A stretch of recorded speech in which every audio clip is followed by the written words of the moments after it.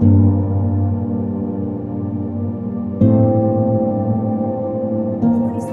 PPM Wilayah 2 berjaya menahan 3 lelaki Indonesia berumur 30 hingga 43 tahun selepas cuba menyelundup keluar 5 rakan senegara.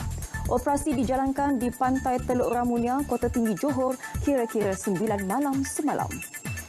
Ketua Polis Johor, Dato' Ayub Khan Maidin Piche berkata, seorang warga Indonesia meninggal dunia manakala seorang lagi masih hilang apabila bot dinaiki mereka terbalik selepas melanggar bot peronda PPM. Dalam mengesan sebuah bot pancung yang berjaga-jaga di kawasan perairan tersebut, berlaku kejar-mengejar selama 20 minit. Bot pancung ini cuba melanggar bot marin, berlaku pelanggaran dan bot ini tenggelam.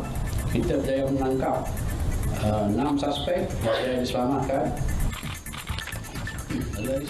Kesemua tekong tersebut ditahan mengikut Akta Kesalahan Keselamatan Langkah-Langkah Khas 2012 SOSMA dan akan turut disiasat mengikut beberapa akta berkaitan.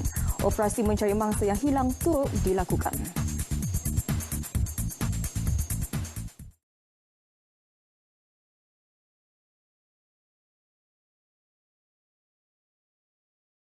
Bermakna ramai yang telah bersedia untuk menunaikan zakat fitrah.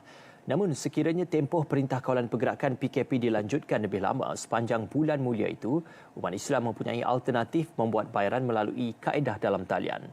Mungkin ada yang gusar, adakah sah menggunakan kaedah tersebut kerana tidak berserta dengan akad? Untuk penjelasannya, Nur Hafizah Abdul Jalil menyediakan laporan ini. Anda tidak perlu bimbang kerana akad itu adalah sunat.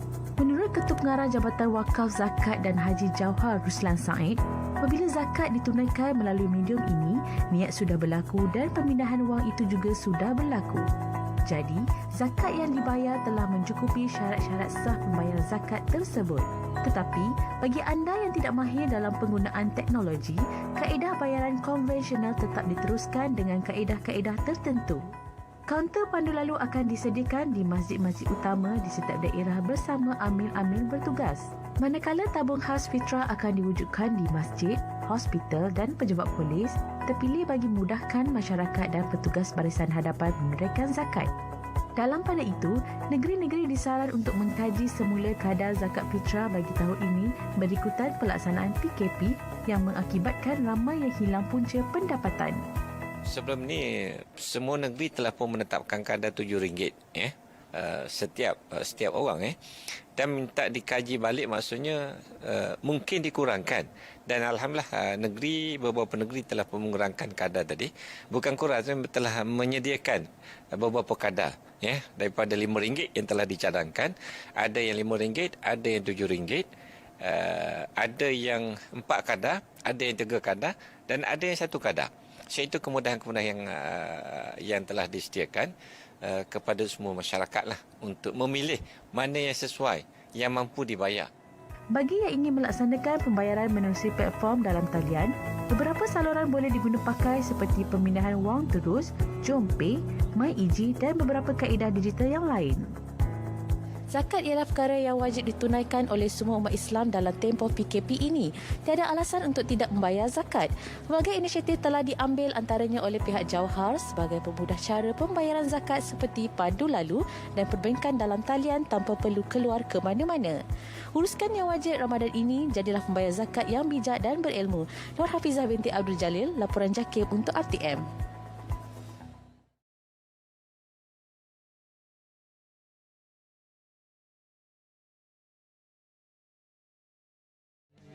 Baik, bertemu kembali. Ketua Polis Johor, Dato' Ayub Khan Maidin Piche mengesahkan 3 warga Indonesia berusia 30 hingga 43 tahun ditahan pasukan polis marin PPM Wilayah 2 selepas disyaki cuba menyelundup keluar 5 rakan senegara mereka. Penahanan dibuat di Pantai Teluk Ramunia, Kota Tinggi kira-kira pukul 9 malam. Dalam operasi itu, seorang warga Indonesia meninggal dunia, manakala seorang lagi masih hilang selepas bot dinaiki mereka melanggar bot peronda PPM sebelum terbalik. Mayat migran terbabit dihantar ke Hospital Kota Tinggi untuk dibedah siasat, manakala operasi mencari dan menyelamat mangsa yang hilang masih diteruskan.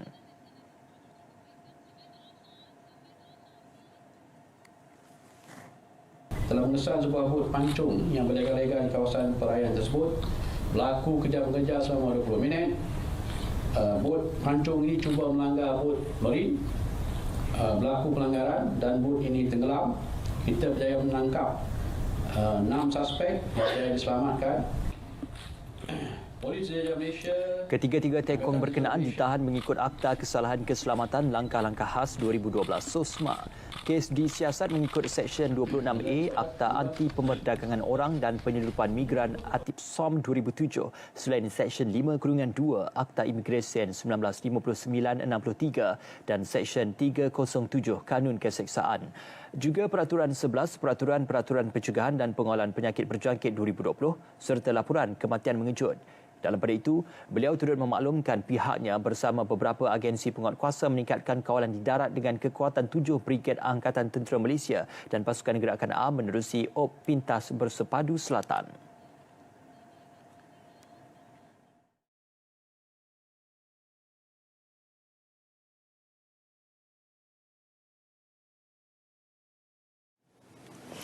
Sesiapa yang berhasrat untuk pulang dari kampung halaman sejak Perintah Kawalan Pergerakan PKP dilaksana boleh mendaftarkan diri mulai 25 April melalui aplikasi dalam talian Gerak Malaysia. Jelas Menteri Kanan Keselamatan, Datuk Seri Ismail Sabri Yaakob, pendaftaran tersebut bagi memudahkan pengesanan kontak dilakukan. Bagi mereka yang tiada kemudahan internet, boleh berdaftar di Balai Polis berhampiran dengan syarat membuat temujanji terlebih dahulu. Walau mana pun, perkara ini masih di dalam kajian. Ya. Jika pergerakan akan bermula pun, saya percaya mungkin bermula selepas 1 Mei nanti. Sebelum itu, kita masih lagi kita jangka adalah di dalam peringkat kajian kita. Dan tidak ada jaminan lagi, ya, kerana setakat ini kita masih lagi menunggu laporan yang akan bermula pada 25 bulan nanti. Jadi setiap report, setiap laporan ke Balai Polis ataupun online pun bermula 25 bulan. Dan waktu masa itulah kita akan melihat seramai mana yang nak pulang dan sebagainya. Barulah kita boleh merancang dan barulah kita boleh mengeluarkan SOP tertentu yang ketat dan sebagainya. Tetapi apapun Keputusan muktamar akan diumumkan selepas 1 Mei setelah mendapat kelulusan Majlis Keselamatan Negara MKN atas nasihat Kementerian Kesihatan. Aplikasi Gerak Malaysia dibangunkan bersama Kementerian Komunikasi dan Multimedia serta PDRM.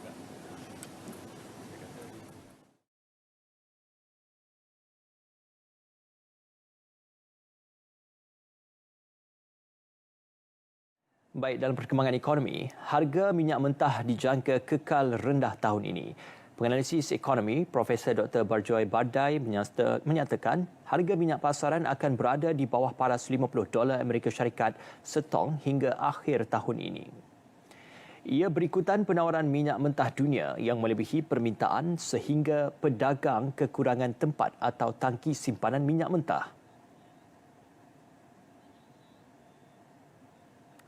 Menyebabkan pembeli-pembeli yang terpaksa menerima hantaran daripada penjual terpaksa menjual semula kepada peniaga-peniaga yang mempunyai tangki dan terpaksa membayar harga penyimpanan yang tinggi. Ini menyebabkan harga turun secara efektifnya menjadi negatif. Beliau turut berkata harga minyak tidak menentu ini berkemungkinan Malaysia kehilangan 30 bilion ringgit sehingga defisit fiskal meningkatkan sedikit kepada 4%. Profesor Barjoy memberi penjelasan sesudah penanda aras utama minyak AS iaitu West Texas Intermediate berada pada tahap negatif $37.63 Amerika Syarikat setong. Dalam pada itu, harga minyak petrol dan diesel yang dipasarkan dalam negara juga dijangka akan turun sedikit. Jelas beliau, sekiranya penurunan berlaku, peruncit juga pemilik stesen minyak bakal mengalami kerugian besar kerana pengguna juga berada dalam tempoh Perintah Kawalan Pergerakan PKP.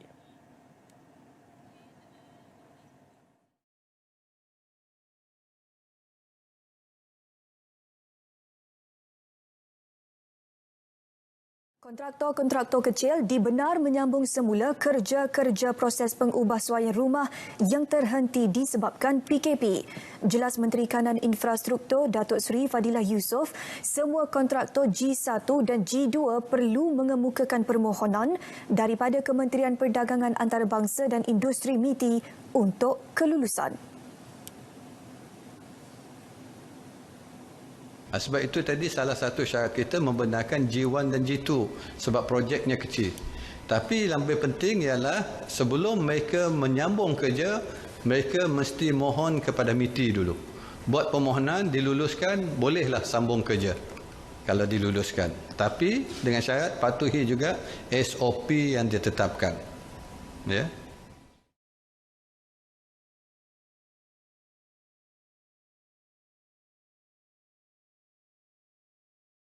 Baik, sebelum itu sekarang telah masuk waktu solat fardu zuhur bagi wilayah Persekutuan Kuala Lumpur dan kawasan-kawasan yang sama waktu dengannya.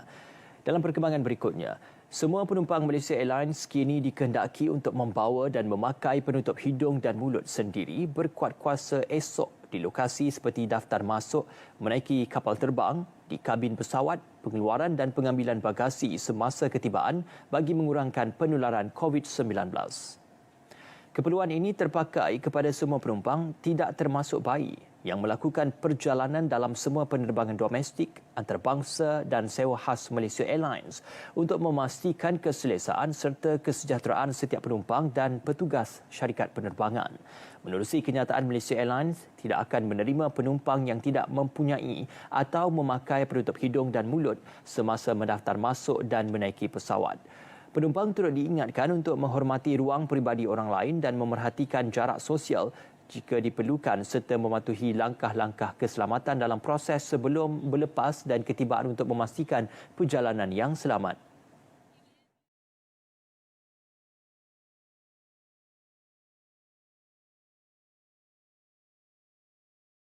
Tiga lelaki warga Indonesia berusia antara 30 hingga 43 tahun ditahan pasukan polis Marin PPM wilayah 2 selepas disyaki cuba menyeludup keluar 5 rakan mereka di pantai Teluk Ramunia, Kota Tinggi, Johor malam tadi.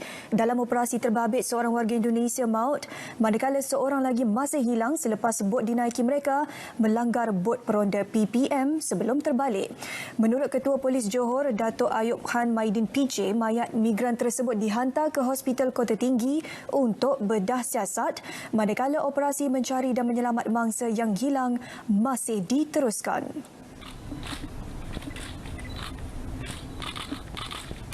Polis telah mengesan sebuah bot pancung yang berjaga-jaga di kawasan perairan tersebut berlaku kejar-mengejar selama 20 minit. Bot pancung ini cuba melanggar bot Marin, berlaku pelanggaran dan bot ini tenggelam. Kita berjaya menangkap 6 suspek yang diselamatkan.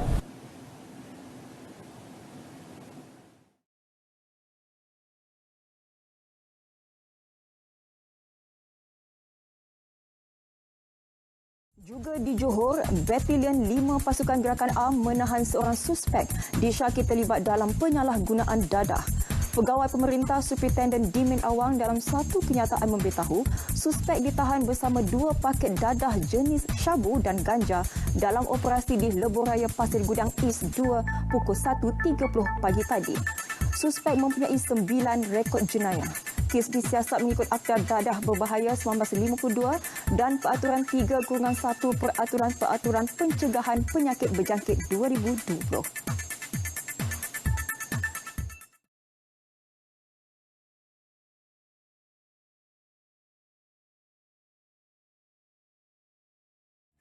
Kerajaan Negeri Melaka menyasarkan kutipan zakat fitrah berjumlah 4.5 juta ringgit tahun ini. Ketua Menteri Datuk Sulaiman Muhammad Ali berkata, menerusi Majlis Agama Islam Melaka MAIM, zakat fitrah dikekalkan pada kadar RM7 dan RM14 mengikut jenis beras yang dimakan di rumah masing-masing. Jelasnya, tahun lalu Pusat Zakat Melaka berjaya mengumpul sebanyak RM4,450,000 daripada zakat fitrah. Seramai 994 amil dilantik untuk membuat kutipan melalui beberapa kaedah yang disusun kerajaan negeri dengan mengambil kira pelaksanaan Perintah Kawalan Pergerakan PKP. Dalam perkembangan berkaitan, Datuk Sulaiman berkata, MAIM memperuntukkan sejumlah 4.94 juta ringgit bagi meringankan beban rakyat pada bulan Ramadan dan Syawal.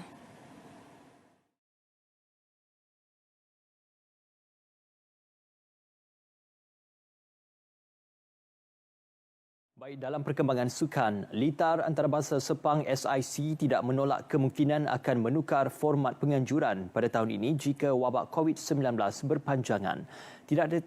Tidak terkecuali penganjuran bertaraf antarabangsa MotoGP Sepang yang dijadualkan berlangsung November tahun ini. Mengenai penganjuran MotoGP, Ketua Pegawai Eksekutif SIC Azhan Syafriman Hanif sentiasa berhubung dengan pihak Dorna dan IRTA bagi memantau keadaan MotoGP akan datang.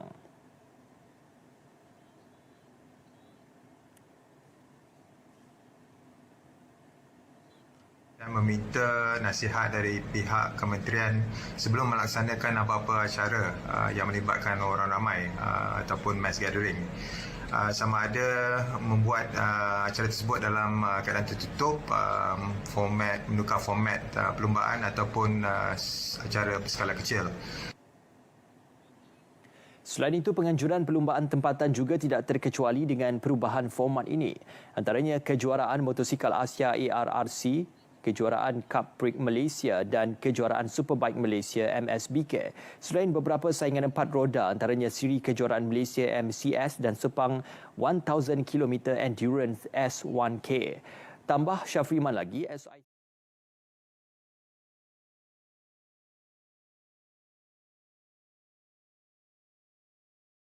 Kerajaan komited meneruskan usaha melestarikan alam sekitar dan menangani perubahan iklim demi kepentingan negara. Ke arah itu, Menteri Alam Sekitar dan Air Datuk Tuan Ibrahim Tuan Man berkata, pelbagai langkah sewajarnya diambil bertujuan mengurangkan kesan rumah hijau. Jelasnya, Malaysia mula merasai kesan daripada perubahan iklim yang ekstrim. Saya menyeru agar rakyat terus mengamalkan gaya hidup hijau seperti menaiki kenderaan atau pengangkutan awam, menggunakan tenaga elektrik di rumah secara efisien serta mengamalkan aktiviti kita semula meskipun PKP ini telah pun berakhir.